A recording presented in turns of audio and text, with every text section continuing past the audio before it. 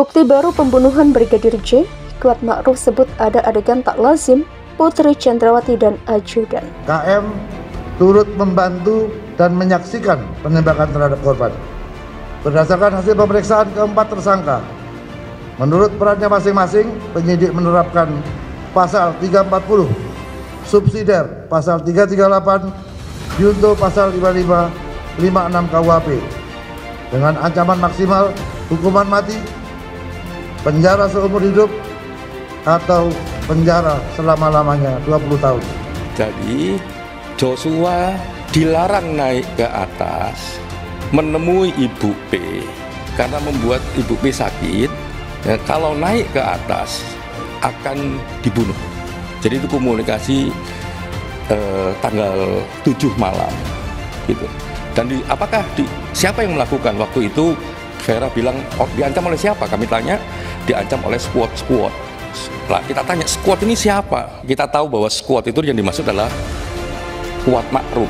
Squad, ternyata si Kuat. Teka-teki kasus pembunuhan berencana Brigadir J hingga saat ini masih menyisakan misteri. Hal tersebut tentunya menjadi bahan yang ditunggu-tunggu oleh publik dan apa motif Ferdy Sambo membunuh ajudannya tersebut. Kini muncul bukti-bukti baru terkait kematian tragis Brigadir J perlahan terkuak. Terbaru, kekejaman Irjen Ferdy Sambo dan anak buah justru terbongkar setelah adanya keterangan dari Komnas HAM terkait adanya dugaan pengancaman dan penyiksaan kepada Brigadir J. Bersama dengan Ferdy Sambo dan Putri Chandrawati, Kuat Ma'ruf turut ditetapkan sebagai tersangka. Hingga kini motif pembunuhan yang diperintah Irjen Ferdy Sambo masih menjadi teka-teki. Namun, muncul fakta baru yang diduga menjadi alasan Sambo untuk menghabisi nyawa ajudannya sendiri.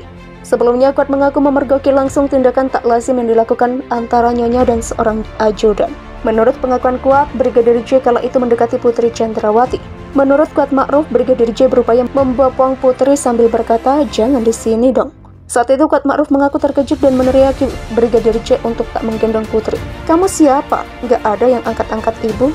Selain itu, Kuat Ma'ruf kembali memergoki Brigadir J sedang berada di kamar Putri Chandrawati di lokasi yang sama.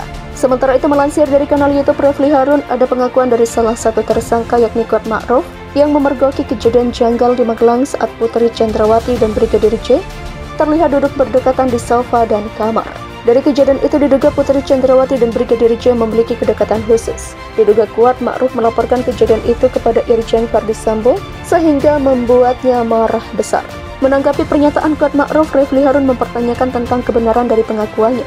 Let's say itu yang benar jadi pemicu. Apakah itu setimpal untuk merencanakan pembunuhan? Tanya Refly Harun. Let's say dia bilang lihat Brigadir J dan Putri Chandrawati berdekatan di sofa dan kamar, tapi berdekatan ini kan gak jelas. Katakanlah misal intim begitu kan, tidak mungkin Ma'ruf langsung menegur. Dia kan tidak bilang berpelukan atau berciuman, hanya berdekatan. Demikian sambungnya. Refly Harun mengatakan jika memang benar ini dijadikan alasan untuk membunuh Brigadir J, maka Irjen Ferdy Sambo sangatlah kejam dan bilang kan duduk berdekatan, bukan melakukan hubungan intim. Lalu dilaporkan ke Putri, katakanlah misal mengaku dilecehkan, maka apakah ia Ferdy Sambo tiba-tiba merencanakan pembunuhan? Kalau begitu kejam sekali, baru mendengar isu saja langsung merencanakan pembunuhan. Demikian pungkasnya. Pelecehan seksual tidak ada, justru Putri Chandrawati yang melecehkan Brigadir J. Istri Irjen Ferdy Sambo, Putri Chandrawati, kembali disinggung oleh pegiat media sosial Lukman Simanjuntak dalam kasus pembunuhan Brigadir J atau Nofriansyah Yosua Huta Barat. Pegiat media sosial itu menyebut bahwa sebenarnya justru Putri Chandrawati yang melecehkan Brigadir J dalam kasus kematiannya. Di rumah dinas Irjen Ferdy Sambo di Duren 3, Lukman Simanjuntak menyoroti sebuah foto yang memperlihatkan Yosua sedang menyetrika baju sekolah yang diduga milik anak Ferdy Sambo. Kalau ajudan yang dibayar dengan pajak rakyat disuruh menyetrika baju anak atasan, artinya yang terjadi justru pelecehan ajudan oleh istri atasan. Dan bukan sebaliknya. Iya nggak sih? Ucapnya yang dikutip dari Twitter @hipohan pada Selasa 23 Agustus. Dalam pelecehan, hal tersebut bisa dikategorikan dalam pelecehan jabatan lantaran yang dilakukan oleh Yosua tidak masuk dalam SOP pekerjaannya sebagai polisi.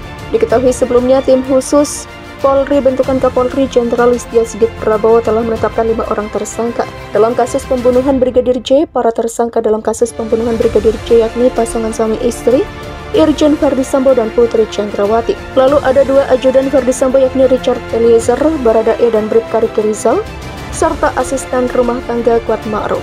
Selain Baradae, keempat tersangka dijerat pasal 340 subsidiar pasal 338 Jangto, pasal 55 Jangto, pasal 56 KUHP. Pasal 340 mengatur pidana terkait pembunuhan berencana. Mereka terancam pidana hukuman mati, pidana penjara seumur hidup atau penjara 20 tahun.